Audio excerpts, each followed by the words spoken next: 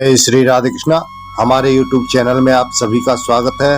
दोस्तों, कल हमने आपको माघ मास महात्म कथा का 25वां अध्याय का श्रवण कराया था।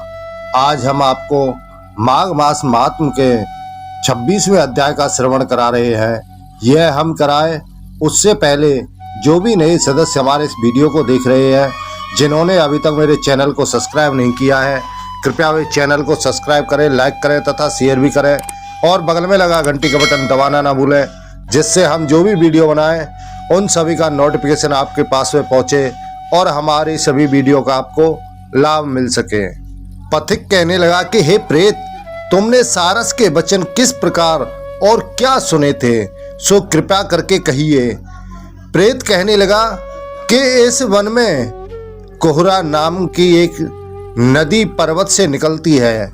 मैं घूमता घूमता उस नदी के किनारे पहुंचा और थकावट दूर करने के लिए वहां पर ठहर गया। उसी समय लाल मुख और तीखे दांतों वाला एक बड़ा बंदर वृक्ष से उतरकर जल्दी से वहां पर आया जहां एक सारस सोया था।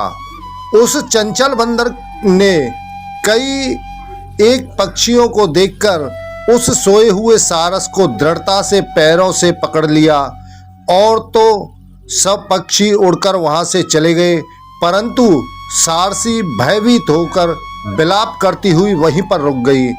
नींद के दूर होने तथा भय से नेत्र खोलकर सारस ने बंदर को देखा और मधुर वाणी से कहने लगा कि हे बंदर, तुम बिना अपराध मुझको क्यों दुख देते हो? इस संसार में राजा भी केवल अपराधियों को ही दंड देता है। तुम्हारे जैसे श्रेष्ठ प्राणी किसी को पीड़ा नहीं देते। हम अहिंसक और दूसरे के कर्मों को नहीं देखते। जल की काई खाने वाले, आकाश में उड़ने वाले, वन में रहने वाले, अपनी स्त्री से प्रेम करने वाले, दूसरों की स्त्री को त्यागने वाले, दूसरों की बुराई से दूर रहने वाले, चोरी न करने वाले, बुरों की संगति से वर्जित, किसी को कष्ट न देने वाले, सो इस प्रकार मुझ निरपराधी को हे बंदर छोड़ दो। मैं तुम्हारे पहले जन्म का वृतांत की कथा कहता हूँ और उसको मैं जानता भी हूँ। यह वचन सुनकर वह बंदर उसको छोड़कर दूर बैठ गया और कहने लगा कि तुम मेरे पूर्व जन्म के वृतांत को कैसे जानते हो?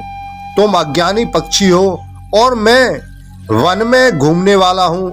सारस कहने लगा कि मैं अपनी जाति की स्मृति के बल से तुम्हारे पूर्व जन्म का सब वृतांत जानता हूँ। तुम पूर्व जन्म में विघ्न पर्वत के राजा थे और मैं तुम्हारे कुल का पूज्य पुरोहित था। तुम राजा होकर अपनी प्रजा को पीड़ा दिया करते थे।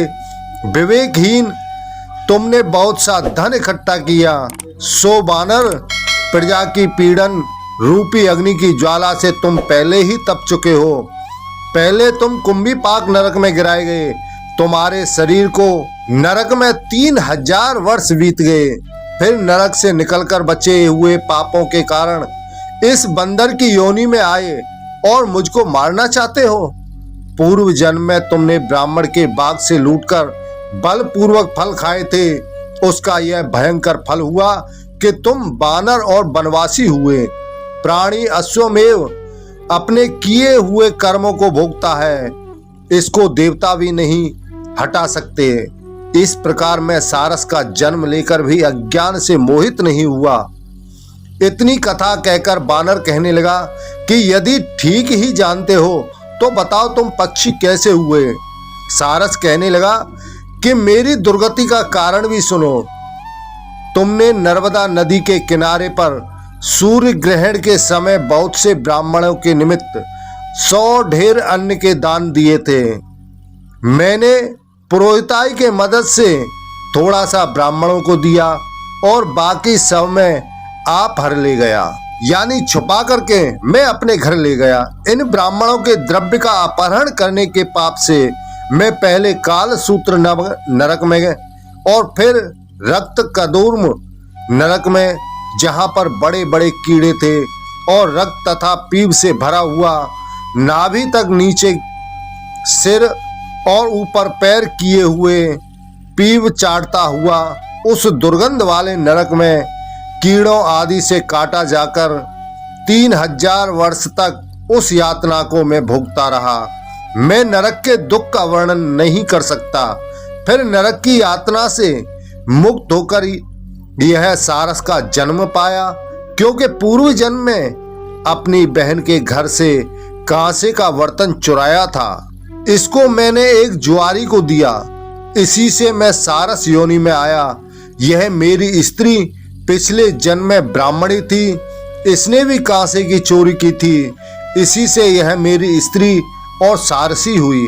यह सब मैंने तुमसे कर्म फल कहा। अब भविष्य की बात भी सुनो। अब मैं, तुम और यह मेरी स्त्री भी हंस होंगे और काम रूपी देश में सुख से निवास करेंगे। फिर इसके पश्चात गौर योनि में और फिर जाकर दुर्लभ मनुष्य योनि को प्राप्त होंगे। इसमें मनुष्य पाप और पुण्य दोनों ही कर सकता है। इस प्रकार शिव की माया से यह सारा जगत मोह को प्राप्त होता है। न केवल हम ही, परंतु इस संसार के सभी जीव प्रवृत्ति मार्ग में फंसकर अच्छे और बुरे कर्म करते और उनका फल भोगते हैं। इसलिए सब प्राणियों को धर्म का सेवन करना चाहिए। देवता, असुर, मनुष्य, व्याघ, कीड़े मकोड़े सभी से कंटक रूपी मार्ग नहीं छूटता। केवल वेदांत जानने वाले योगी ही इस मार्ग से बच सकते हैं। इसी कारण बड़े बड़े महात्मा भी कर्म फल को टाल नहीं सकते। उपाय से तथा बुद्धि से कोई भी इसको नहीं बदल सकता। तुम पहले राजा थे, फिर नरक में गए, अब बंदर की योनि में वन में फिरते हो और फिर भी ऐसा ही जन्म पाओगे। ऐसा विचार कर आनंद पूर्वक और धैर्य धरकर विचरते हुए काल की प्रतीक्षा करो। तब बानर ने कहा कि पहले जन्म में मैं तुम्हारी पूजा करता था, अब तुम मुझको प्रणाम करते हो। तुम जाति के स्मरण से मेरे पूर्व जन्म के वृतांत को जानते हो। आनंद पूर्वक रहो, तुम्हारा कल्याण हो। तुम्हारे वचनों को सुनकर मैं मोह रहित होकर वन में विचरूंगा। प्रेत कहने लगा कि हे पथिक, मैंने नदी के तट पर बंदर और सारस का यह संवाद सुना, तब मुझको बोध हुआ और मोह तथा शोक का नाश हुआ। तो दोस्तों, किसी को भी व्यथा पीड़ा नहीं पहुंचानी चाहिए। यह हमारे आज की कथा का सार है। तो दोस्तों, आज हमने आपको माघ मास महात्म्य के 26वें अध्याय का श्रवण कराया है। यह वीडियो आपको कैसा लगा? हमें उम्मीद है अच्छा लगा होगा। कृपया चैनल को सब्सक्राइब करना ना भूलें। इसी के साथ ही जय श्री राधे कृष्णा।